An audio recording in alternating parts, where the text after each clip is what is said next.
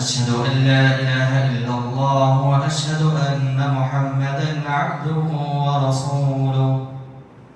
أما بعد، قال الله تبارك وتعالى: يا أيها الذين آمنوا اتقوا الله حق تقاته ولا تموتن إلا وأنتم مسلمون. يا أيها الناس اتقوا ربكم الذي خلقكم من نفس واحدة وخلق منها زوجها وبث منهما رجالا كثيرا ونساء، واتقوا الله الذي تساءلون به والأرحام، إن الله كان عليكم رقيبا. يا أيها الذين آمنوا اتقوا الله وقولوا قولا سديدا يصلح لكم أعمالكم ويغفر لكم، ومن يطع الله ورسوله فقد فاز فوزا عظيما. فقد قال الله تبارك وتعالى في القرآن المجيد: شهر رمضان الذي أنزل فيه القرآن. وقال الله تبارك وتعالى في موضع آخر: إنا أنزلناه في ليلة القدر.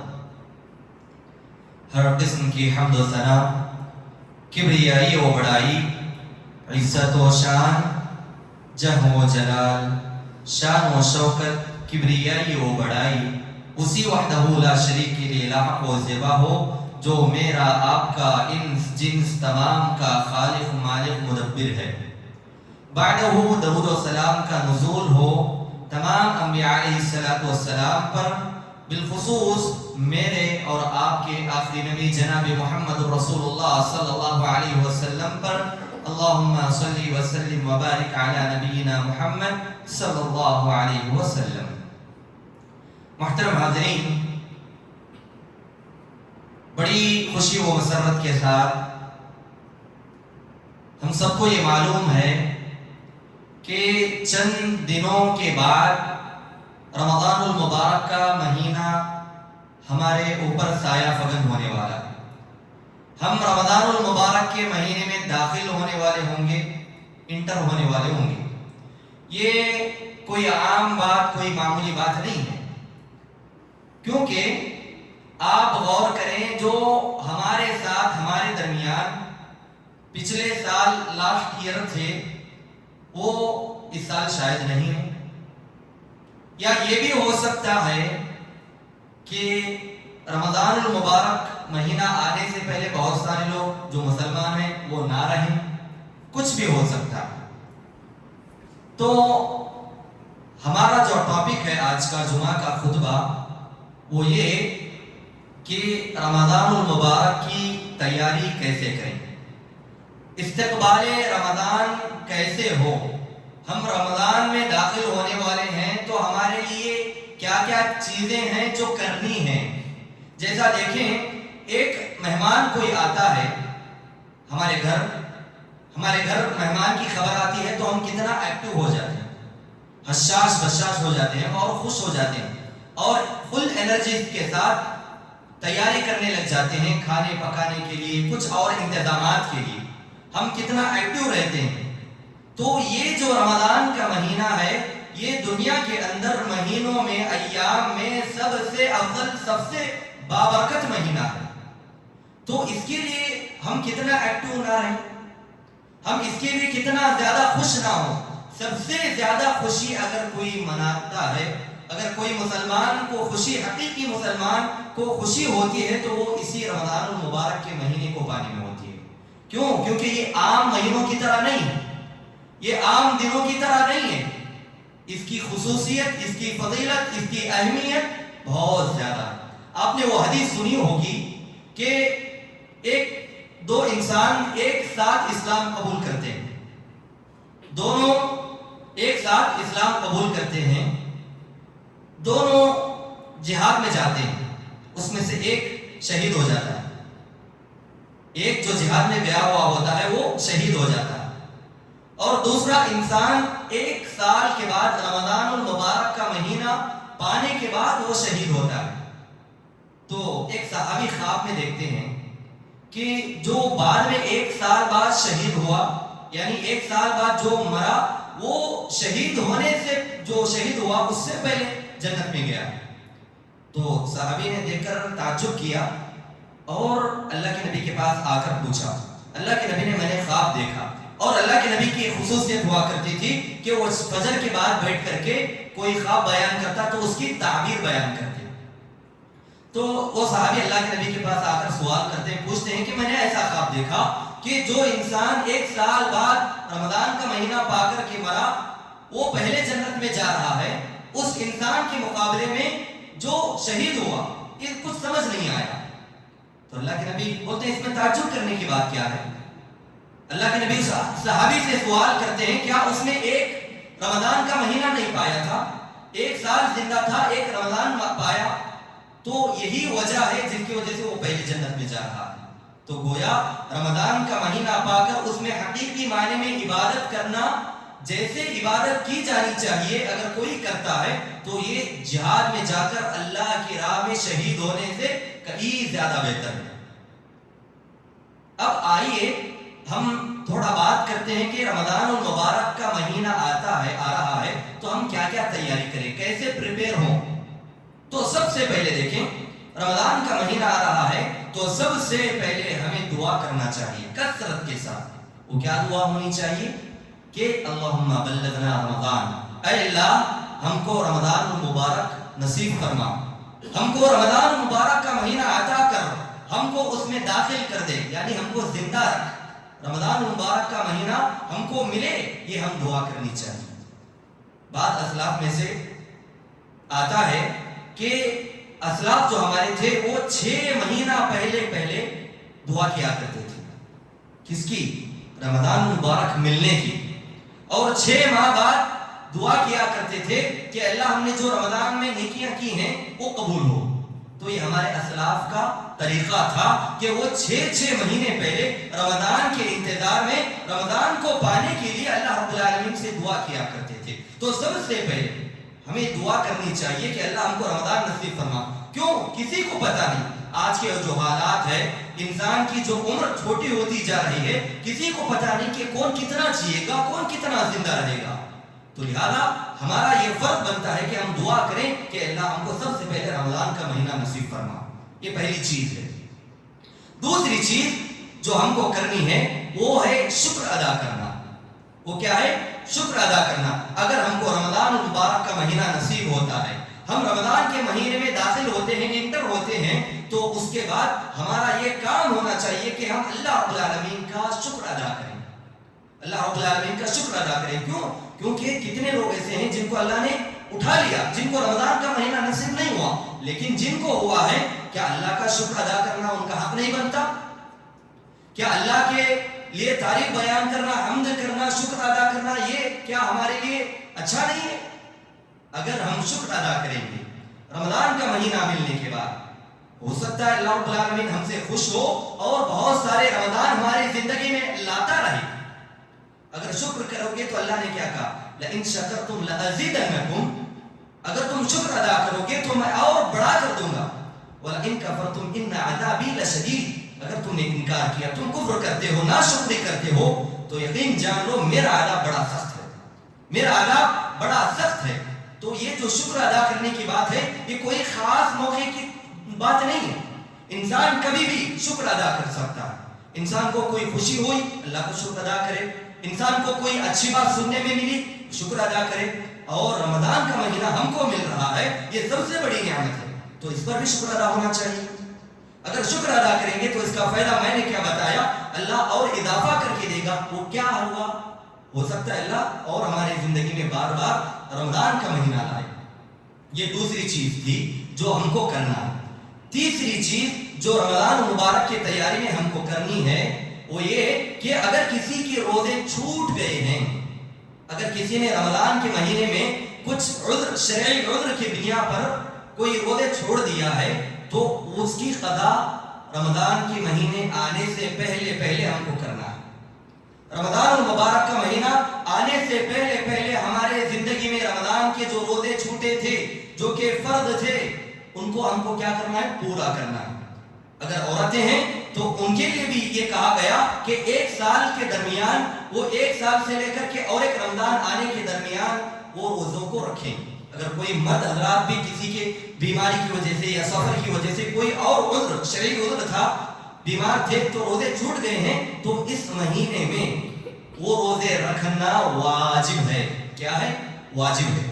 دیکھیے رمضان کے بعد سے لے کر پھر شوال کا مہینہ آنے تک آپ کبھی بھی رہ سکتے ہیں, لیکن اگر آپ نے وہ روزے نہیں رکھے, شوال کے مہینے تک آپ نے ویٹ کیا, شوال کے مہینے میں بھی آپ نے روزہ نہیں رکھا, تو یقین جانیے شوال کے مہینے میں آپ پر وہ چھوٹے ہوئے روزے رکھنا کیا ہے؟ فرض ہے.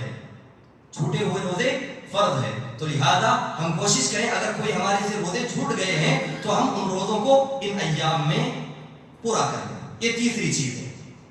چوتھی چیز جو رمضان المبارک کے مہینے میں ہم رمضان المبارک کے آنے پر تیاری کرنا ہے وہ یہ کہ ہم ہمارا ایک شیڈیول بنائیں. کیا بنائیں؟ شیڈیول بنائیں کہ دیکھیں ہم صبح سحری کرنے کے بعد سے لے کر رات ہونے تک جب ہم سوتے ہیں تب تک میں کیا کیا کروں. میں دعا کب کروں گا اس کا ٹائم فکس ہونا چاہیے. میں اذکار کب پڑھوں گا اس کا ٹائم فکس ہونا چاہیے. میں قرآن کی تلاوت کب کروں گا اس کا ٹائم فکس ہونا چاہیے. میں دعا کب کروں گا اللہ سے میرے لیے گناہوں کی معافی کے لیے اس کا بھی ٹائم فکس ہونا چاہیے. پھر قرآن کثرت سے اس میں تلاوت ہونی چاہیے.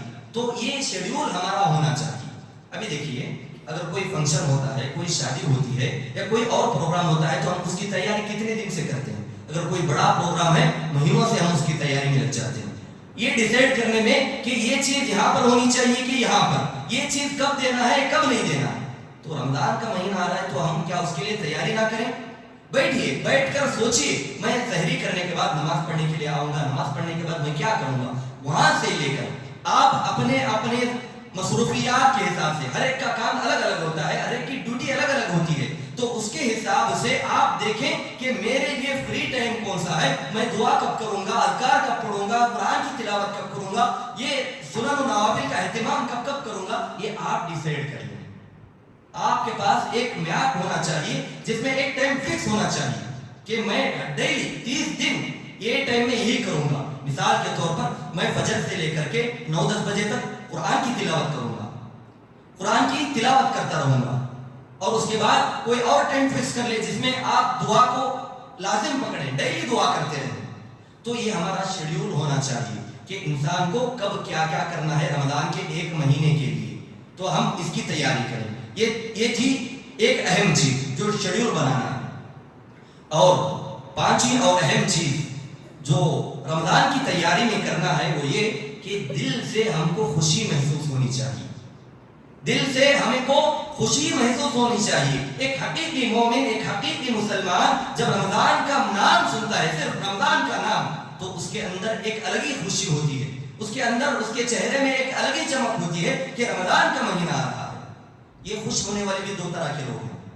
جو خوش ہوتے ہیں رمضان کے مہینے میں, رمضان کا مہینہ آ رہا ہے بول کر جو خوش ہوتے ہیں وہ 2 طرح کے. پہلے لوگ وہ ہوتے ہیں جو مومن ہیں, حقیقی مسلمان ہیں, وہ یہ سوچ کر خوش ہوتے ہیں کہ رمضان کا مہینہ آ رہا ہے, مغفرت کا مہینہ آ رہا ہے, روزوں کا ثواب کا مہینہ آ رہا ہے, میں اس میں جم کر کے عبادت کروں گا, میں خوب اس میں محنت کروں گا عبادت کے معاملے میں. یہ ایک پہلے انسان ہوتے ہیں, مومن ہوتے ہیں. دوسرے قسم کے وہ لوگ ہوتے ہیں جو صرف یہ سوچتے ہیں کہ رمضان آ رہا ہے, اب تو صبح شام اچھا اچھا کھانے کو ملے گا, اب صبح شام اچھا اچھا ہم کو کھانے کو ملے گا, مسجد میں جہاں جائے رشتہ دار کے گھر میں ہم کو اچھا کھانے کو ملے گا. یہ دوسرے قسم کے ہوتے ہیں جو زندگی میں ان کا ایک واحد مقصد ہوتا ہے, وہ ہے کھانا پینا اور آرام کرنا, اس کے علاوہ تیسرا کوئی مقصد ہی نہیں ہوتا.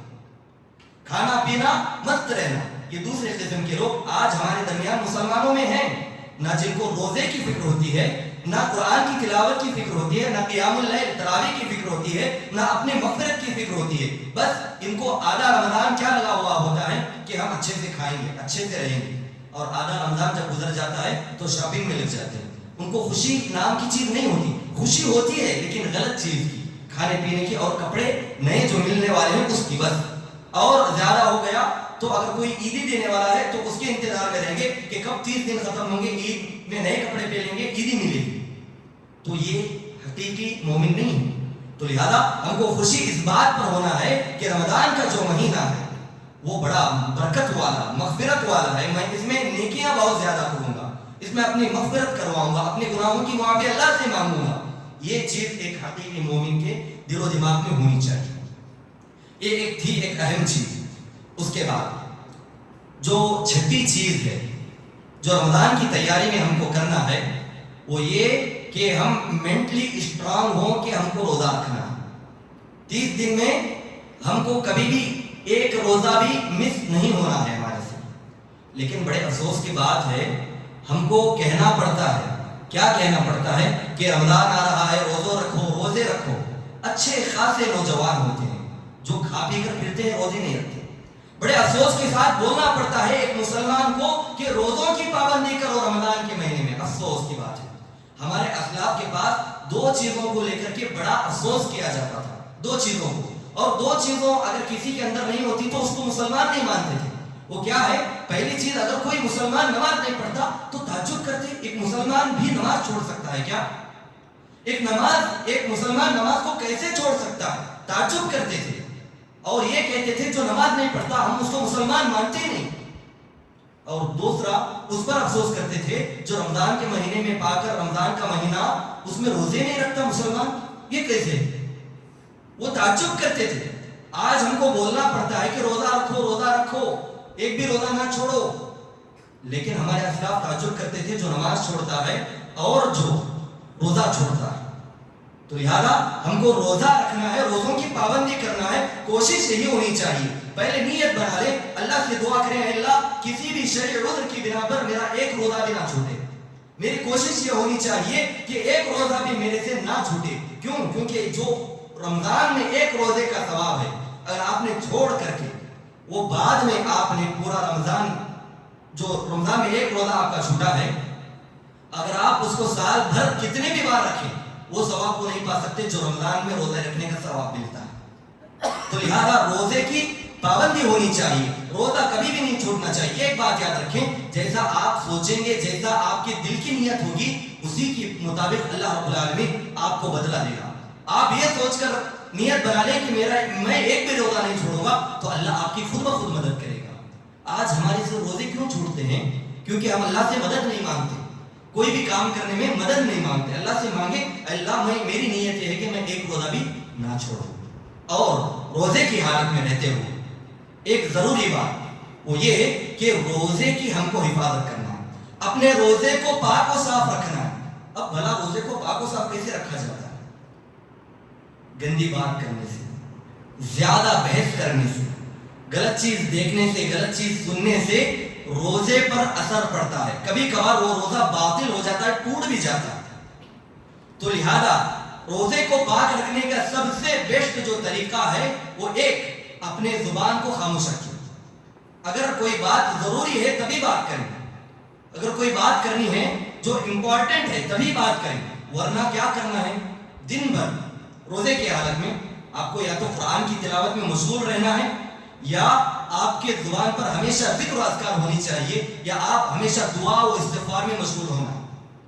اور اس کو کرنے کا بیسٹ طریقہ یہ ہے کہ انسان مسجد میں آ کر بیٹھ جائے. کیوں؟ انسان مسجد میں آئے گا تو وہ فضول بات نہیں کر سکتا، فضول کوئی بات نہیں کر سکتا. یا تو وہ لوگوں کو دیکھ کر کے قرآن پڑھے گا یا سنے گا، ثواب ہی ثواب ہے. اگر ہم مسجد میں آ کر اپنا ٹائم زیادہ سے زیادہ گزارتے ہیں تو ہم کو ثواب ملے گا. کیوں؟ کیونکہ ہم یا تو قرآن پڑھتے ہوں گے، یا تو سنتے ہوں گے، یا دعا کر رہے ہوں گے، کچھ نہ کچھ کرتے ہوں گے. مسجد میں خالی تو نہیں بیٹھتے نا. تو لہذا مسجد میں آئیے، اپنے روزے کو پاک و صاف رکھیے، اپنی زبان کو خاموش رکھیے. یاد رکھیں روزے کی حالت میں بے جا بات کرنا، ٹائم پاس کرنا، یہ روزے میں جو اجر ہے اس کو کم کر سکتا ہے. کیوں؟ کیونکہ اللہ نے کیا بولا؟ الصوم لی وانا اجزی بی، روزہ میرے لیے ہے تو اجر بھی میں دوں گا. تو علماء کیا بولتے ہیں؟ اللہ نے روزے کی نسبت جو کی ہے اپنے طرف کی ہے، روزہ میرے لیے ہے. تو اللہ کی ذات جتنی پاک و صاف ہے، ہماری کوشش بھی یہی ہونی چاہیے کہ ہمارا روزہ بھی اتنا پاک و صاف ہو. یا تو ہمارے زبان سے صرف اذکار ہو، قرآن کی تلاوت ہو، دعا ہو، اس کے علاوہ کچھ نہ ہو۔ تو یہ چھٹی اور اہم چیز ہے روزے کے لیے ہم ذہنی طور پر، مینٹلی طور پر یہ سوچ کر رکھیں کہ ہم کو ایک بھی روزہ نہیں چھوڑنا ہے۔ اور اس کے بعد ساتویں چیز جو رمضان المبارک کے مہینے میں ہم کو کرنا ہے اور اس رمضان کی خصوصیت بھی ہے، وہ کیا ہے؟ قرآن کی تلاوت، قرآن کی تلاوت۔ لیکن افسوس کے ساتھ یہ بولنا پڑتا ہے کتنے مسلمان ہیں جو رمضان گزر جاتا ہے ایک جز بھی نہیں پڑھے ہوئے، ایک پارہ قرآن کا بھی ختم نہیں کیے ہوئے تھے۔ یہ ہمارے آج مسلمانوں کی حالت ہے۔ میں نے شروع میں ایک آیت پڑھی، کیا پڑھا؟ شہر رمضان الذی انزل فیہ القرآن، رمضان المبارک کے مہینے میں ہی قرآن کو نازل کیا گیا ہے۔ تو لہذا جتنا زیادہ ہو سکتا ہے اتنا زیادہ آپ صرف 24 گھنٹے قرآن پڑھیں، قرآن سنیں، آپ کے لیے کافی ہے۔ روزے کی حالت میں رہ کر کثرت سے قرآن پڑھنا۔ اللہ کے نبی کے بارے میں کیا آتا ہے؟ اللہ کے نبی ہر سال رمضان کے مہینے میں جبرائیل علیہ السلام کو قرآن سنتے اور سناتے۔ جبرائیل علیہ السلام کو قرآن سنتے اور وہ خود سناتے، اور رمضان ختم ہونے سے پہلے وہ قرآن کمپلیٹ ہو جاتا تھا۔ اور جب آپ کا لاسٹ سال تھا، جب آپ وفات ہونے والے تھے، جو لاسٹ رمضان تھا، اس وقت آپ نے 2 مرتبہ قرآن سنا ہے جبرائیل علیہ السلام کو۔ تو اس سے ہم کو کیا اشارہ ملتا ہے؟ قرآن کب ختم ہوگا؟ جب انسان کثرت سے اس کو پڑھتا رہے گا تب نا۔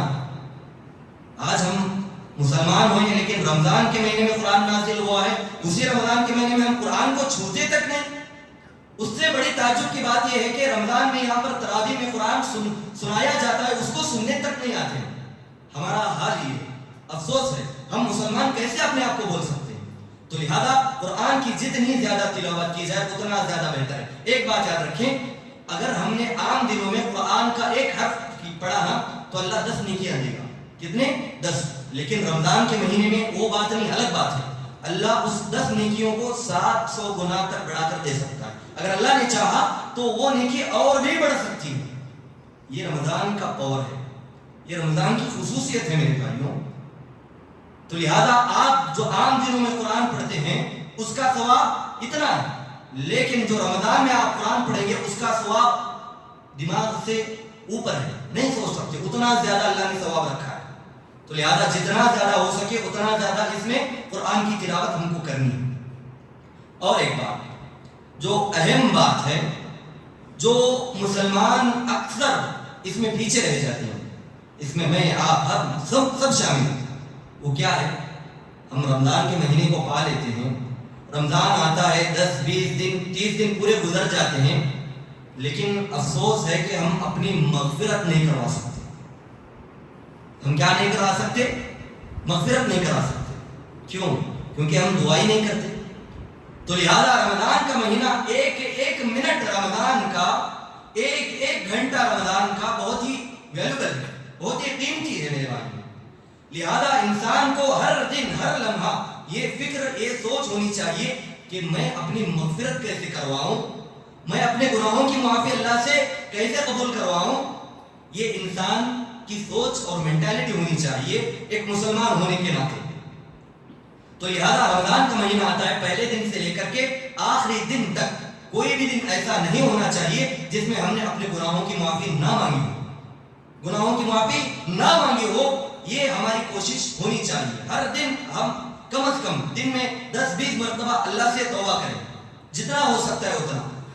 اور وہ حدیث تو سنا ہوگا اپنی مشہور کہ اللہ کے نبی صلی اللہ علیہ وسلم نے اس شخص پر بددعا بھیجی ہے جو رمضان کا مہینہ پاتا ہے لیکن اپنی مغفرت نہیں کرا سکتا۔ وہ ممبر پر چڑھ رہے تھے، ایک مرتبہ پہلی سیڑھی پر آمین بولا، دوسرے پر رکھا پیر آمین، تیسرے پر رکھا تو آمین بولا۔ تو صحابہ نے پوچھا ایسا کیوں کیا؟ تو آپ نے اس میں سے ایک ریزن کیا بتایا؟ جبرائیل آئے اور کہا کہ جو رمضان کا مہینہ پاتا ہے اور اس میں اپنی مغفرت نہیں کروا سکتا، اس کے لیے جبرائیل نے بددعا کی، اور اس پر آمین کس نے کہا؟ آپ صلی اللہ علیہ وسلم، جس میں کوئی بھی ڈاؤٹ نہیں ہے کہ ان کی بددعا اور آمین قبول نہیں ہوگی۔ تو لہذا رمضان کا مہینہ آتا ہے تو ہم مغفرت کروائیں، اپنے گناہوں کی معافی مانگیں، ہم کو جو بھی چیزیں چاہیے زندگی میں، ہم کامیاب بننا چاہتے ہیں، ہم اچھی زندگی گزارنا چاہتے ہیں، ہم نیک بننا چاہتے ہیں، ہم نمازی بننا چاہتے ہیں، ہم حقیقی مومن بننا چاہتے ہیں، تو یہ ساری چیزیں اللہ سے مانگیں کہ اللہ نہیں دے گا؟ ہم مانتے نہیں، ہمارا مسئلہ یہ ہے۔ تو لہذا جو انسان رمضان کا مہینہ پاتا ہے اور اپنی مغفرت نہیں کروا سکتا، یہ بڑے تعجب کی اور افسوس کی بات ہے۔ تو لہذا رمضان میں اپنے گناہوں کی معافی کثرت سے اللہ سے مانگا کرے، اور ایسا نہ سوچے کہ کسی کے گناہ زیادہ ہیں تو یہ نہ سوچے کہ میرے گناہ معاف ہوں گے کہ نہیں۔ اگر آپ نے بڑے سے بڑا کبیرہ گناہ بھی کیا ہے، اللہ سے مایوس نہیں ہونا۔ لا تقنطوا من رحمت اللہ ان اللہ یغفر الذنوب جميعا، اللہ تمام گناہوں کو معاف کر سکتا ہے، بس ضرورت کیا ہے؟ مانگنا ہے۔ ضرورت کیا ہے؟ مانگنا ہے۔ ایک بڑی تعجب کی بات بتاتا ہوں، اللہ نے کیا کہا قرآن میں، آپ آیت پر غور کریں، قل، اے اللہ کے نبی آپ بولیے، یا عبادی الذین اسرفوا علی انفسہم، ان میرے بندوں کو جنہوں نے اپنے اوپر ظلم کیا ہے، زیادتی کی ہے، گناہ کر کے۔ اللہ گنہگار بندوں کو بھی کیا بول رہا ہے؟ یا عبادی، میرے بندے۔ آج کوئی ماں باپ اپنا بیٹا کوئی غلطی کرتا ہے تو اس کو اپنا بیٹا بولنے میں شرم محسوس کرتے ہیں۔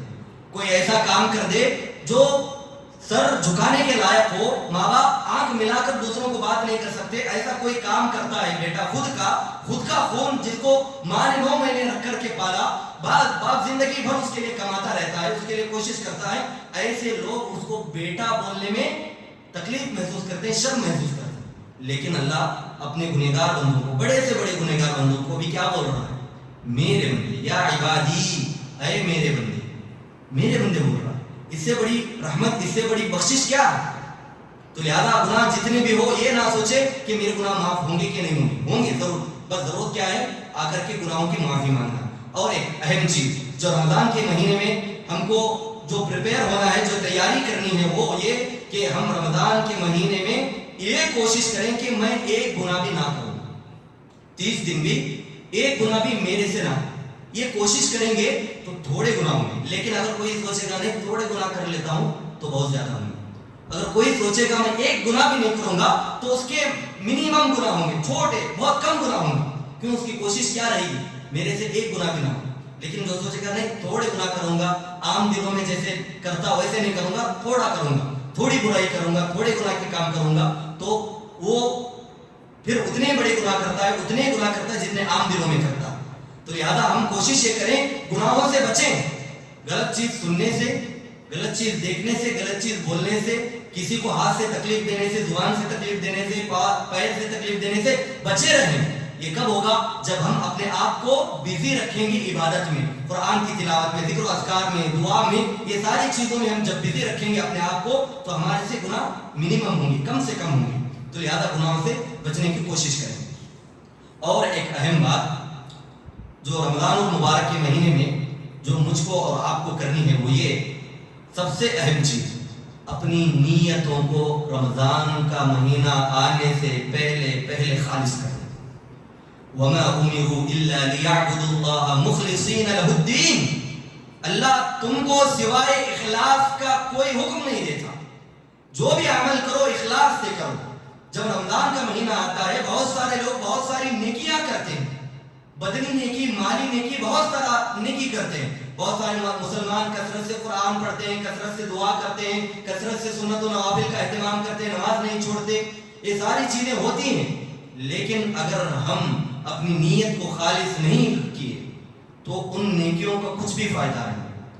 ہم بہت سارے روزداروں کو صبح شام کھلاتے ہیں سحری افطاری میں، اگر آپ نے اس وقت اپنی نیت کو خالص نہیں رکھا، آپ رمضان میں کھلا اس رہے ہیں تاکہ لوگ مجھے کھلانے والا مالدار کہیں، تو آپ کی وہ کھلانا پلانا بیکار ہے۔ اگر آپ کوئی روزے 30 دن کنٹینیو بغیر چھوڑے رکھ رہا ہے یہ بتانے کے لیے کہ میں نے ایک روزہ بھی نہیں چھوڑا، آپ کے وہ 30 روزے بیکار۔ اگر کوئی آپ میں سے، ہم میں سے کوئی مال دے رہا ہے، زکوٰۃ دے رہا ہے لوگوں کو دکھانے کے لیے کہ اس کے پاس کتنا مال ہے، آپ کا وہ مال دینا بیکار ہے۔ تو لہذا رمضان کا مہینہ یہ نیکیوں سے بھرا ہوا ہوتا ہے، تو اتنا ہی ہم کو الرٹ پہ رہنا ہے کس معاملے میں کہ ریاکاری کہیں پیدا نہ ہو، لوگوں کی تعریف سننے کے لیے، لوگوں کو خوش کرنے کے لیے میں نہ کروں۔ جتنا ہو سکے آپ یہ کوشش کریں اس رمضان میں کہ میں جتنی بھی نیکی کروں گا وہ میرے گھر، بیوی، بچے، کسی کو معلوم نہ ہو، صرف اللہ کو معلوم ہو۔ اگر آپ دیکھیں اس نیکی میں کتنا مزہ آئے گا، کتنا لطف ہوگا اس نیکی کو کرنے میں. آپ یہ سوچ کر کے کریں گے یہ جو نیکی کروں گا میں رمضان میں پورے، وہ صرف اللہ کو معلوم ہو، کسی کو معلوم نہ ہو، تو جو فیلنگ ہوگی آپ کی، جو نیکی کرنے میں مزہ آئے گا وہ الگ ہی ہوگا. جو وہ ایکسپیرینس کرنے کی چیز ہے، بولنے کی چیز نہیں ہے. تو لہذا اپنی نیتوں کو خالص کر لیں. آپ نماز پڑھ رہے ہیں، قیام اللیل کا اہتمام کر رہے ہیں، یہ ساری چیزیں کریں، لیکن نیت اچھی ہونی چاہیے، اللہ خوش ہو بس، اس میں کوئی نہ اور چیز نہ ہو، یہ ہم کو سوچنا ہے. اور اسی طرح قیام اللیل کا اہتمام بھی کرنا ہے. ہم کیا سمجھتے ہیں قیام اللیل فرض نہیں ہے نا، سنت ہے نا، ایک دن پڑھ لیں گے ایک دن چھوڑیں گے، ایک دن پڑھ لیں گے ایک دن چھوڑیں گے. نہیں، یہ رمضان میں ہم جو تراویح پڑھتے ہیں وہ پوری رات پڑھنے کے برابر ثواب ملتا ہے. ایک انسان سمجھدار مومن کون ہے؟ وہ ہے جو یہ سوچ کر کے آتا ہے کہ میں اگر یہاں پر 8 رکعت 11 رکعت تراویح پڑھ لوں گا تو رات بھر مجھ کو نماز پڑھنے کا ثواب ملتا رہے گا. تو اس سے عقل مند مومن ہو ہی نہیں سکتا.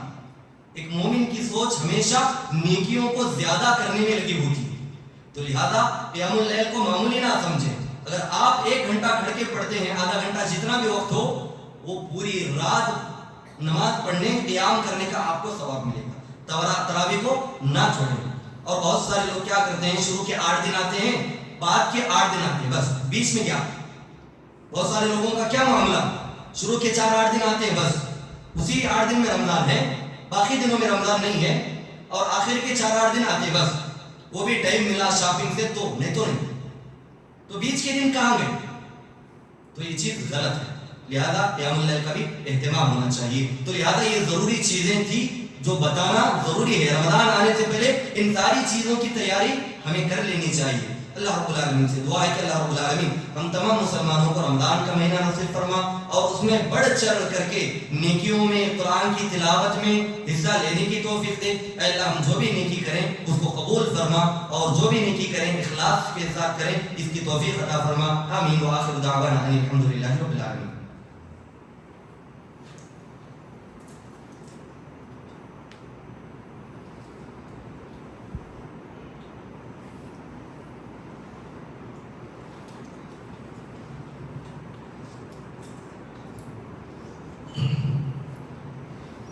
إن الحمد لله نحمده ونستعينه ونستغفره ونعوذ بالله من شرور أنفسنا ومن سيئات أعمالنا. من يهده الله فلا مضل له ومن يضلله فلا هادي له، وأشهد أن لا إله إلا الله وأشهد أن محمدا عبده ورسوله. أما بعد، قال النبي صلى الله عليه وسلم كان النبي صلى الله عليه وسلم إذا دخل العشر شد مئزره وأحيا ليله وأيقظ أهله. محترم حاضرین، ایک آخری بات جو رمضان المبارک کے حوالے سے جو آپ کو بتانی ہے وہ یہ کہ ہم میں سے بہت سارے مسلمان رمضان کو کھانے پینے اور شاپنگ کے ڈیز سمجھتے بس. لہذا اس کو ایسے سمجھ کر کے فضول بیکار میں نہ جانے دیں. یہ رمضان کا کوئی عام مہینہ نہیں ہے، بہت عظمت والا مہینہ ہے. لہذا بالخصوص جو آخری عشرہ ہوتا ہے، ایسا نہیں کہ پہلا دوسرا عشرہ نارمل ہے، نہیں، لیکن آخری عشرہ جو ختم ہونے والا ہوتا ہے، ایام کم ہوتے ہیں، اس میں اللہ کے نبی کے بارے میں کیا آتا ہے، وہ کمر کو کس لیتے، یعنی بہت مضبوط ہو جاتے ہیں عبادت کے معاملے میں. کان نبی صلی اللہ علیہ وسلم شد مئزرہ، اپنی کمر کو ٹائٹ کر لیتے، یعنی وہ ایک دم ایکٹیو رہتے عبادت کرنے کے لیے. کب؟ جب آخری عشرہ رہتا.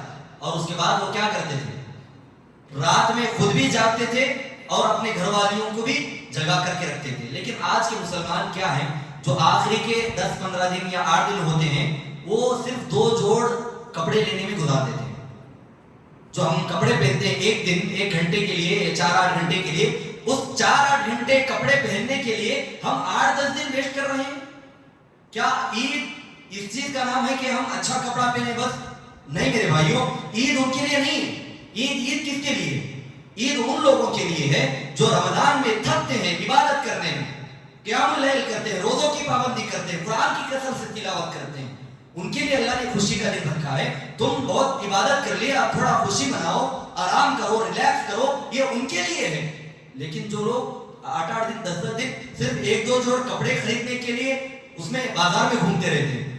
ہماری سب سے قیمتی راتیں جو پورے مہینے میں پورے سال کی افضل راتیں ہم سب سے بیکار بدترین جگہ بازار میں گزارتے ہیں. افضل راتیں اس میں لیلۃ القدر ہوتی ہے جو 1000 راتوں سے 1000 مہینوں سے 1000 دنوں سے بڑھ کر ہے. ان ایام کو ہم کیا کرتے ہیں؟ سب سے بدترین جگہ جو بازار ہے اس میں ہم گزارتے ہیں. تو لہٰذا ایسا نہ کریں. تو لہٰذا رمضان کے آخری عشرے میں ہم یہ کوشش کریں کہ بہت زیادہ عبادت کر کے اپنے آپ کو تھکائیں. عبادت کر کے، قرآن پڑھ کے، قیام اللیل کثرت سے کر کے، روزہ رہ کر کے، عبادت کر کے ہم تھکائیں اپنے آپ کو. اس کے بعد آپ عید منائیں. عید منانے کی خوشی الگ ہوگی. عید اللہ نے انہی لوگوں کے لیے رکھی ہے جو رمضان میں اپنے آپ کو تھکاتے ہیں. تو لہذا اس چیز کو نارملی نہ لیں. اپنے آپ کو بازار میں یا باہر دوستوں کے ساتھ گھومنے میں اس کو ضائع نہ کریں. ان اللہ وملائکتہ یصلون علی النبی یا ایھا الذین آمنوا صلوا علیہ وسلموا تسلیما. اللهم صل علی محمد وعلى آل محمد كما صليت على ابراہیم وعلى آل ابراہیم انك حمید مجید. عباد اللہ رحمنی ورحمکم اللہ. ان اللہ یأمرکم بالعدل والإحسان وإیتاء ذی القربى وینہی عن الفحشاء والمنکر ولذکر اللہ اکبر واللہ یعلم ما تصنعون. قوموا إلى الصلاة.